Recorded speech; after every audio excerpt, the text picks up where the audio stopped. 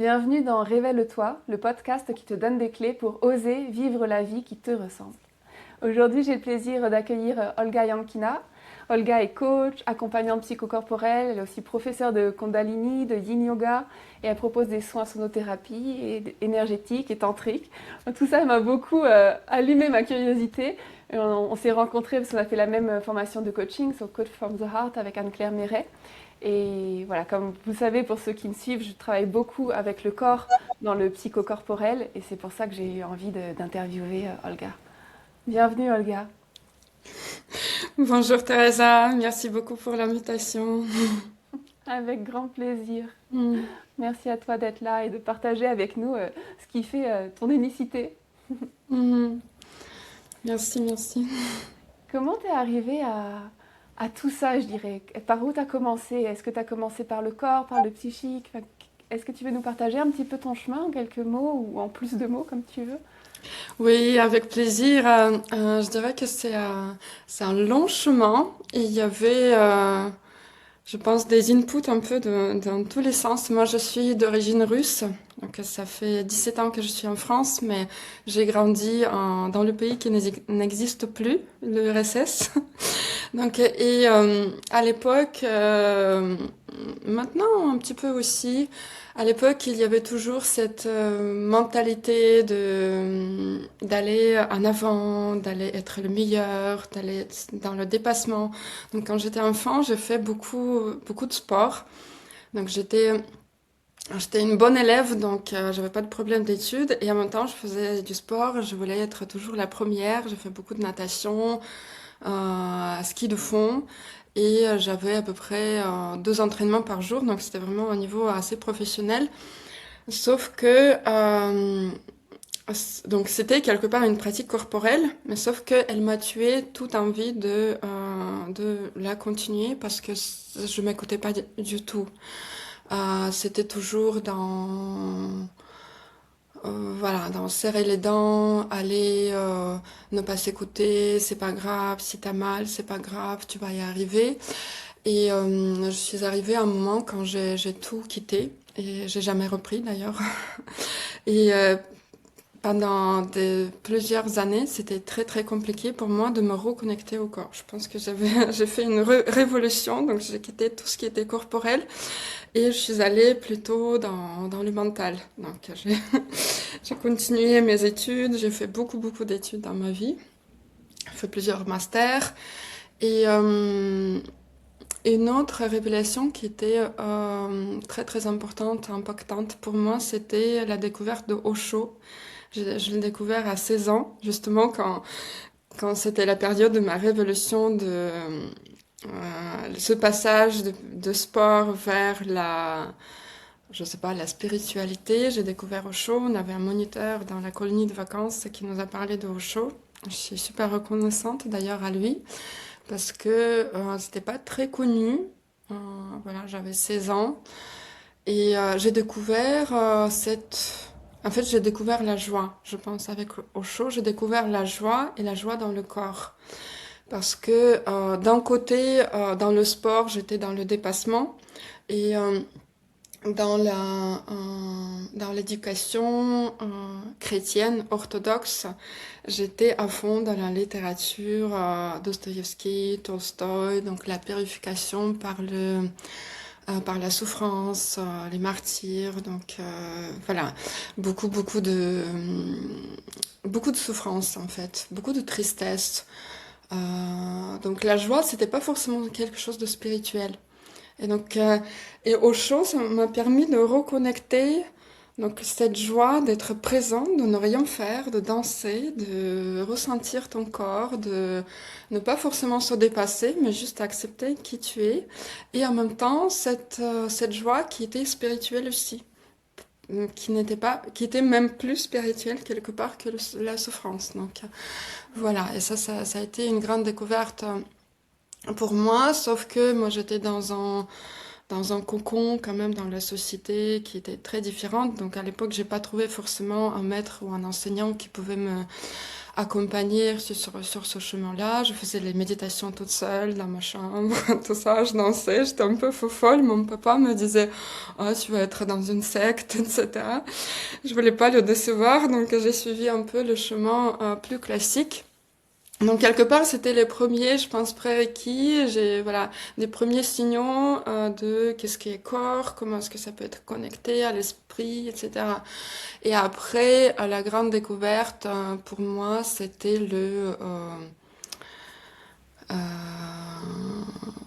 tout ce qui est pratique corporelle, le Kundalini Yoga. Mais avant ça, j'avais quand même des signaux aussi de corps parce que j'étais trop dans la tête. J'étais beaucoup dans la tête, dans les métiers intellectuels et je m'oubliais en fait complètement. Et donc j'avais des problèmes de dos chroniques.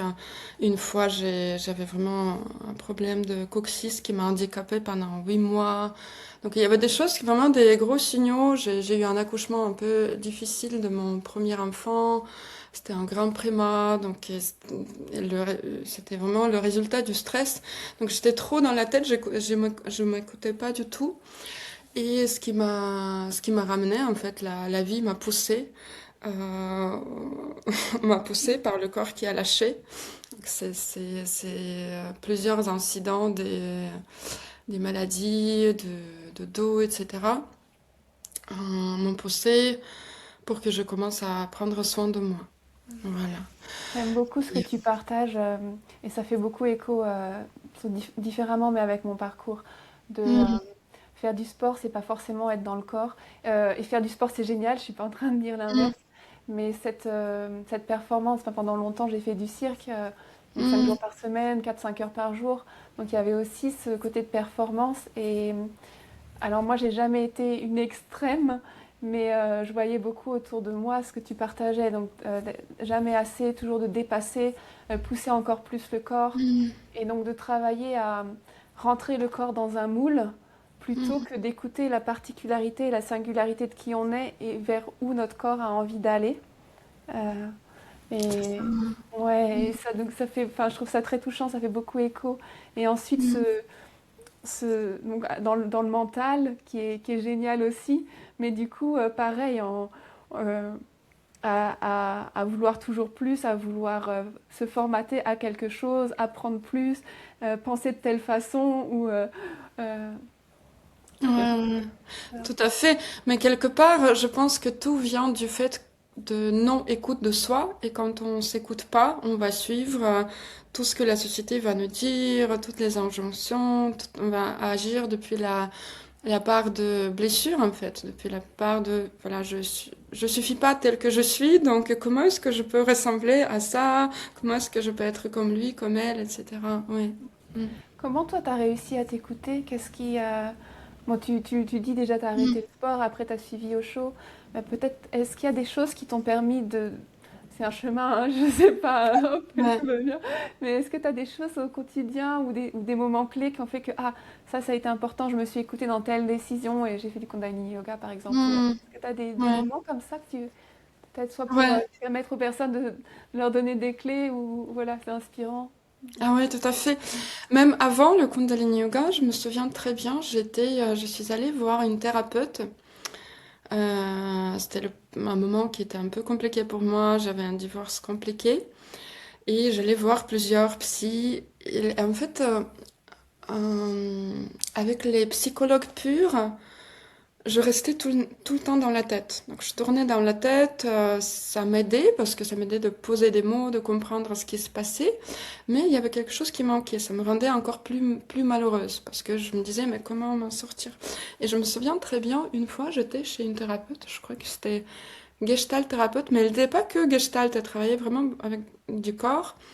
Et il m'a posé la question, euh, qu'est-ce que dit ton ventre? Et à l'époque, pour moi, c'était une grande révélation. Parce que je me souviens, j'ai commencé à rire, j'avais un rire nerveux. Je me suis dit, bah, ok, bah, qu'est-ce qu'elle peut dire, mon ventre? Bah, elle a faim, je sais pas, elle a pas trop mangé. C'est un gros ventre, un petit ventre, en fait. Et en fait, au moment quand j'ai ri, et après, elle m'a dit, ok, respire. Elle m'a vraiment soutenue dans ça. Et là, j'ai ressenti, j'ai vu une image qui était tellement puissante, tellement volumineuse, tellement en relief.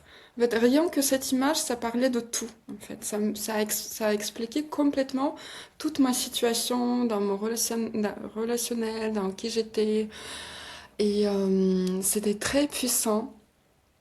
Je me souviens, je me suis vue un papillon qui papillonnait comme ça, et qui était tout le temps en train de, voilà, faire quelque chose, essayer de plaire, essayer de faire bien, et en même temps qui était jamais assez. Et en fait, je l'ai vu, et dans l'image, ça me parlait beaucoup plus fort que dans la tête. Et après ça, je me suis dit, waouh, c'est quelque chose de super, super profond. Et après, j'ai eu plusieurs, avec une autre psychologue de travail, d'ailleurs Vanessa, voilà, qui m'a beaucoup soutenue. Elle me renvoyait toujours dans le corps. À chaque fois quand je me perdais, à chaque fois quand je trouvais pas des solutions, elle me disait, ok, respire, pourquoi il y a ça? Qu'est-ce que ça te dit? Et tout de suite, les réponses venaient. Et, et là, je me suis dit, il y a quand même quelque chose, c'est vraiment génial. Et voilà, donc c'était un grand déclic que j'ai commencé un peu à creuser, à travailler, Lise Bourbeau, et ensuite, voilà, Kundalini Yoga, etc. Thérapie psychocorporelle. Merci pour ces partages. Mm. C'est Si. comme tu dis, on cherche beaucoup avec la tête. Qu'est-ce qu'il y a? Qu'est-ce qu'il y a? Et en fait, c'est tellement simple et ça demande du courage. Et ça demande parfois d'être accompagné pour oser y Mm. aller. Et, ok, respire. Et on a besoin souvent d'avoir quelqu'un en face qui nous ramène à cette simplicité où tout est déjà là, en fait. Mm. Ouais, ouais, ouais, tout à fait. Je suis d'accord avec toi et je suis vraiment convaincue que c'est super important d'être accompagné parce qu'on peut pas, même si on est, même récemment, j'ai eu des séances avec une coach. Je travaille actuellement sur les blessures émotionnelles et je connais très bien sa technique, sa méthodologie. C'est un peu comme dans le coaching from the heart. Donc, on va aller dans les parts, on va discuter avec les parts différentes de notre corps. Qu'est-ce que dit le cœur, etc. Qu'est-ce que tu ressens?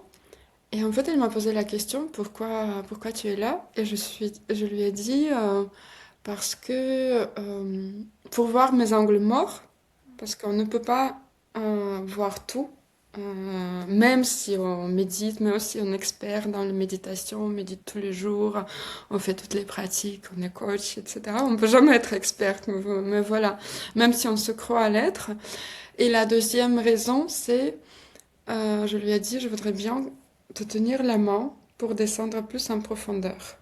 Voilà, comme dans la plongée, voilà, je te tiens la main où je sais que tu es à côté. Comme ça me permet d'aller encore plus en profondeur et enlever encore des couches et des couches et des couches et des couches.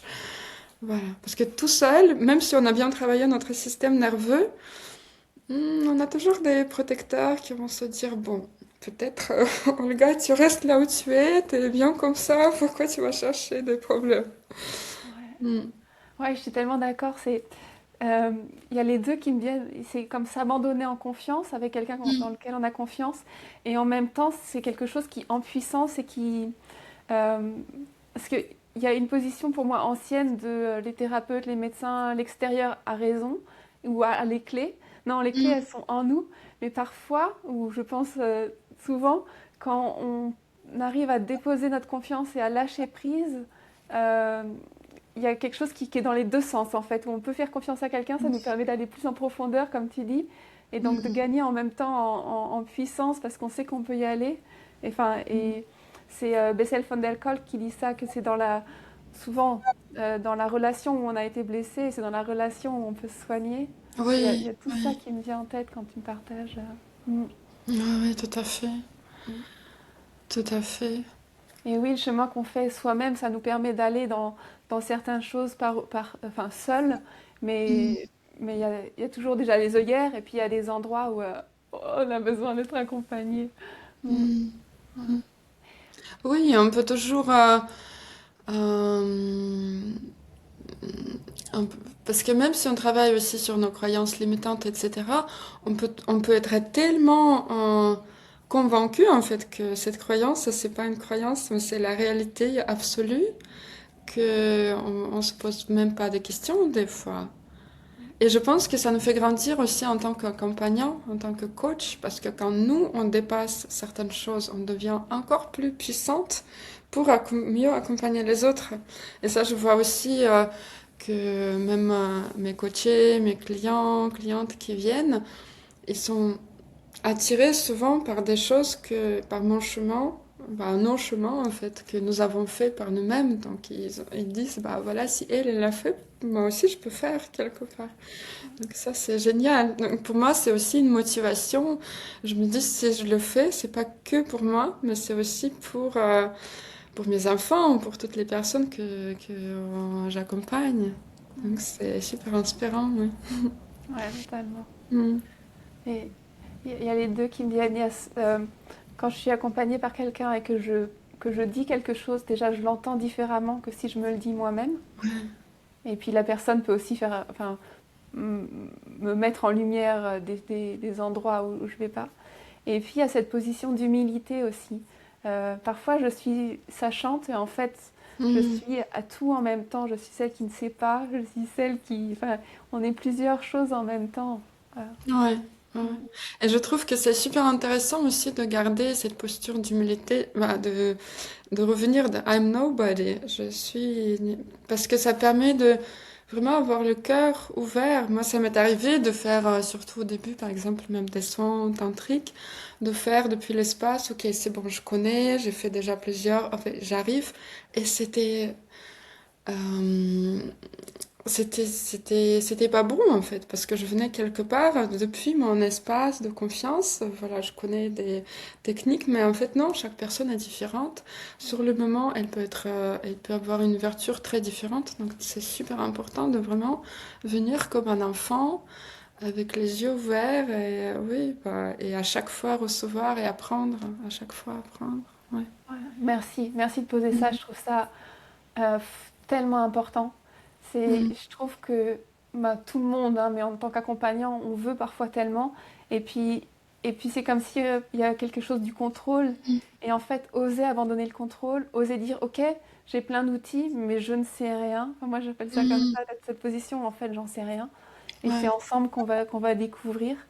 Et effectivement, ça serait peut-être plus rassurant de dire, OK, je sais, tout va aller, ça va bien marcher, je vais te soigner. Mais en fait, ça marche pas comme ça, on fonce dans le mur. Enfin, ouais. Ouais. Mm. Et malheureusement, je pense que ça existe encore, et dans le coaching notamment, parce que bah, il y a quand même cette notion d'objectif vers lequel on amène la personne, mais en fait, on n'amène rien. On met à disposition certains outils et on est là pour lui dire, ah, voilà, il y a ça, il y a ça, et la personne pour guider quelque part, pour guider. Ouais. Mm. Ça me fait penser, je pense que je te l'ai dit au début de cette interview, je sais plus à qui j'ai dit ça. Euh, c'est important d'avoir un objectif, comme quand on fait un voyage en fait. On a, Mm. ok, je vais au bord de la mer à Saint-Malo. Donc c'est important d'avoir la destination, mais après, est-ce qu'on va y arriver et comment on va y arriver, c'est autre Mm. chose. Ouais. Ouais. Et là, on peut découvrir, je pense que quand on lâche prise sur le contrôle, on peut découvrir beaucoup plus de choses. Parce que ce que je me dis, que c'est quand on est dans le contrôle, c'est comme si on se croyait plus grand que Dieu, en fait. Donc, comme si on se disait, ben, moi, je sais mieux que toi, que la source, Dieu, le créateur, peu importe comment on peut appeler, l'univers. Et quand on lâche prise, on s'offre, en fait, et on reçoit, on commence à recevoir. Je sens très fort ce que tu dis, ce lâcher prise, et je sens deux choses en moi. Je sens il y a une peur, ouah, panique, je dirais presque, et l'autre quand elle lâche vraiment, qui est fou, Mm. tu vois, parce que justement il n'y a plus rien à faire, à prouver, Mm. plus rien à être, on sait déjà. Et il y a ces, Je sais pas si tu... Oui, bah oui, oui, complètement. Il n'y a plus rien. Ouais, il n'y a plus rien à attendre en fait. Et Ouais. cette peur à côté qui, enfin, tu vois, Mm, Ah avant d'y aller, quoi. mm, mm, mm. Et ouais, et je pense que c'est important aussi de regarder cette peur. Tu sais, comme on regarde même dans le coaching, etc. Parce que il y a aussi dans tout ce qui est spiritualité, et moi j'étais aussi un petit peu dans ça hein, au début, on peut arriver dans l'accompagnement ou dans la spiritualité avec nos propres peurs et avec nos propres prérequis. Donc on peut faire des postures, je sais pas, de Kundalini Yoga, etc. avec l'approche de performance au lieu de s'écouter ou écouter son énergie. On peut dire allez, je vais arriver, je vais tenir le plus longtemps. Je montre les égos éradicateurs parce qu'on garde quand même beaucoup longtemps les bras. Ou on peut aussi arriver à travailler, et ça j'ai vu ça aussi, c'est assez souvent présent d'ailleurs dans les méditations, quand on transforme des émotions. Donc on va arriver à une émotion, comme une peur, qui est super douloureuse, et on va tout de suite la transformer, ou la haine, ou la colère par exemple. La colère, tout le monde a peur de la colère parce que ça fait mal. Et on va tout de suite la transformer en amour inconditionnel, en... Voilà. Même récemment, je fais avec un enseignant de tantra qui est génial. Mais voilà, c'est une très bonne méditation, mais elle peut être interprétée d'une façon différente. C'était une méditation de Kali. Kali, la déesse de transformation, voilà, qui va hacher, on se transforme en Kali, on va hacher les personnes qu'on déteste, et ensuite, on va les voir se transformer dans les êtres dorés qui vont tomber sur le lac, et on va se relier avec eux, avec le cordon ombilical, avec l'amour inconditionnel. Donc c'est une très très belle méditation, mais je trouve que quand on la fait d'une façon collective, ça nous pousse à quelque part à se dire ah oui, la colère, ok, tu te lâches, bien sûr, t'es quali, tu te lâches, mais il y a quand même une mesure dans laquelle tu peux te lâcher. Après, t'es obligé de transformer cette colère parce que sinon c'est pas bon. Donc on accepte la colère, mais on est obligé à chaque fois de la transformer. Et donc rester avec cette peur et rester avec cette colère, ça c'est vraiment l'accueillir, expanser notre contenant du système nerveux et juste regarder et accepter. Ça, je pense que c'est tout un autre travail qui va vraiment nous amener vers l'acceptation de soi et ne pas le spiritual bypassing. Peace and love, love and light, l'amour inconditionnel, tout le reste on transforme, mais non, en fait. Oui, Après, ça peut se transformer à un moment donné, effectivement, la colère, elle peut se dissoudre, etc. Mais quand on l'accueille pas, quand on veut toujours la bouger, elle va rester là, elle va toquer à la porte. Mm. ouais, je trouve que ça fait écho aussi à ce qu'on disait par rapport au sport, Mm. tu vois, que ça doit fonctionner comme ça, rentrer dans une case, etc. Ok, maintenant la colère, ça doit se transformer, etc. Et euh, quand je travaille en art-thérapie, c'est un peu similaire, on travaille aussi sur la colère, etc. Et au début, j'avais cet élan de, ok, maintenant qu'est-ce qu'elle veut dire, et on la transforme, etc. Et en fait, plus on l'accueille, comme tu dis, plus on est là. Elle va se transformer à un moment, mais à son rythme. C'est ce que tu dis, on n'est pas plus grand que Dieu, que la vie, que bah, accepter que les choses ont leur rythme et quand on les rencontre, en fait, c'est là où Mm. elles se transforment et puis c'est là où elles vont prendre la forme qu'elles souhaitent prendre et on ne peut pas le savoir avec la tête, je trouve. Ouais, ouais, ouais, tout à fait. Et c'est vrai que parfois, comme tu dis, les méditations qui sont magnifiques, mais qui sont peut-être formées, formatées, qui sont rentrées dans une case quelque part. Du coup, elles ont un rythme qui peut-être sera le nôtre, mais peut-être qu'on Mm. aura besoin de plus de temps pour ça, ou ça dépend de Mm. notre parcours et de ce qui est là aussi parfois. Ouais, ouais. Mm. Ah, c'est beau, j'adore notre conversation. Merci, ouais. J'ai beaucoup aimé aussi l'art-thérapie, m'a beaucoup aidé. C'est génial que tu fais ça parce que j'ai quand même fait un grand parcours avec une art-thérapeute qui m'a énormément aidé à sortir justement de la tête, Et je voyais dans mes dessins, comme dans le ventre, en fait, qui me parlait, je voyais que le dessin, en fait, ça montrait que, effectivement, tout ce que je ressentais, c'est super puissant aussi. Mm. Ouais, c'est très puissant. Et je Mm. trouve que c'est ce qui est magnifique, qui est plein de, tu vois, on met tous des mots différents sur nos pratiques, parce que c'est notre chemin. Et, et comme on accompagne des personnes différentes à des moments différents, c'est vraiment, je pense pas qu'il y ait une façon d'accompagner meilleure qu'une autre. C'est qu'est-ce qui est là, à quel endroit, quel a été nos parcours, nos sensibilités, qui fait qu'on est la bonne personne au bon moment. Mm. Mm. Mm. Et comment tu es arrivé du coup à, euh, c'est ça qui a éclos ma curiosité de t'interviewer et j'en suis ravie je dirais, marier ou euh, avec qui tu es justement, qui est le Kundalini Yoga, qui est le coaching qui viennent dans ta façon de le prendre, accompagner ça, sonothérapie. Comment, bon, c'est du temps j'imagine, mais comment t'aimes accompagner aujourd'hui? Mm. Pour moi, c'est vrai qu'il y avait un moment quand je voulais me former à plusieurs choses parce qu'à chaque fois j'étais inspirée, je me suis dit ah ouais ça c'est chouette, etc. Et je pense que c'est ce que je partageais aussi pendant notre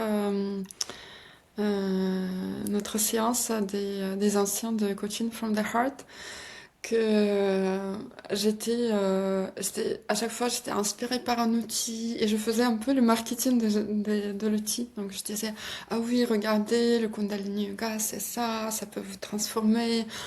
La sonothérapie, c'est ça, il y a des vibrations du corps, le gong, les bols, soit énergétiques, tantriques. Et en fait, à un moment donné, oui, je suis arrivée peut-être à un certain épuisement. Et je me suis dit, ok, mais qu'est-ce que toi tu veux? Qu'est-ce que toi tu transmets? Toi en tant que Olga, en tant que personne humaine. Donc je me suis posé la même question que toi tu me poses maintenant. Et en fait, et c'est là où tout s'est relié en fait pour moi. Je me suis dit, je me suis dit que le principal c'est la personne. En fait, quand on accompagne, on est au service de la personne. Et on met tous ces outils d'une façon intuitive aussi, ou par rapport à l'ouverture aussi de la personne. Il y a des gens qui sont plus ouvertes à certaines pratiques qu'aux autres, et c'est ok, il n'y a pas de jugement par rapport à ça, mais mettre tous ces outils vraiment au service de la personne. Et pour moi, ils travaillent tous avec le corps, avec la vibration de notre corps, avec la dimension spirituelle de notre corps, avec la dimension énergétique. Et donc c'est quelque part on relie le corps, énergie, esprit, âme en fait, c'est tout ça.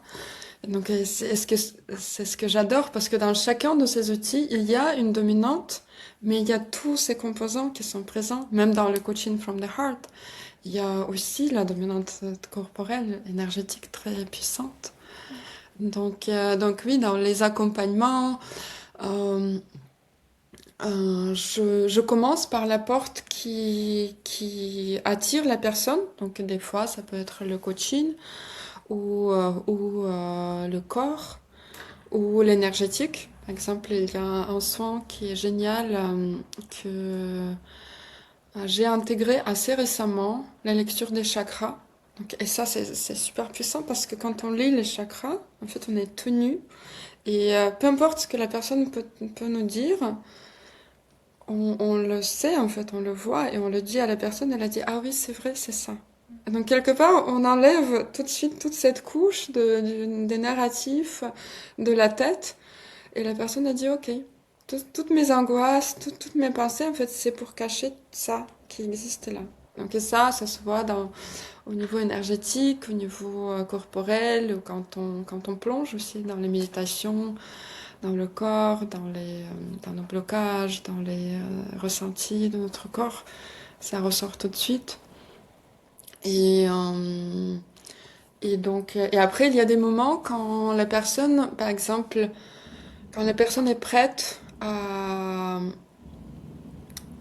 à travailler avec certaines blessures, on peut aller dans ces blessures-là, mais il y a des moments quand elle n'est pas prête. Et donc c'est là où, par exemple, on va renforcer plutôt le système nerveux avec des pratiques, avec des mouvements, avec la respiration, avec le son, etc. Et quand la personne devient suffisamment forte, puissante, donc quand elle est prête à tenir la main et plonger, là on va plonger. Donc voilà, moi je trouve que c'est très complémentaire et euh, voilà, ça permet vraiment de faire un voyage assez intéressant, assez divertissant aussi en même temps, parce que c'est important, je pense que la notion du plaisir, de s'amuser, de jouer, de joie, c'est intéressant. C'est pas que être là, travailler avec soi-même. J'aime pas trop aussi le mot travail sur soi, parce que ça fait un peu trop ennuyeux, trop sérieux, parce qu'en fait, on peut se découvrir en fait à travers voyager, comme tu dis,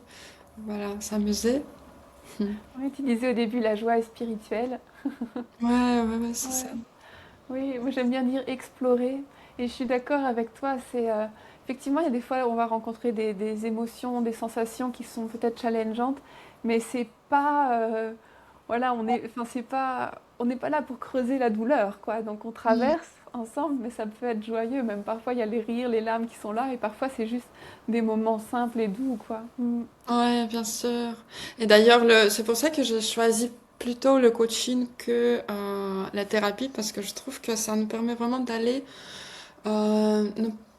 C'est un peu aussi l'approche de yoga, c'est-à-dire on regarde en arrière, on voit ce qu'il y a, on nettoie énergétiquement, on libère énergétiquement et ensuite on regarde comment on peut construire notre présent pour aller vers l'avant, vers l'avant et construire, reprogrammer en fait nos schémas énergétiquement, mentalement aussi, émotionnellement, et pouvoir tenir en fait cet espace de l'inconnu, cet espace dont on a parlé aussi, des peurs qui vont quand même venir, des émotions qui vont quand même venir, mais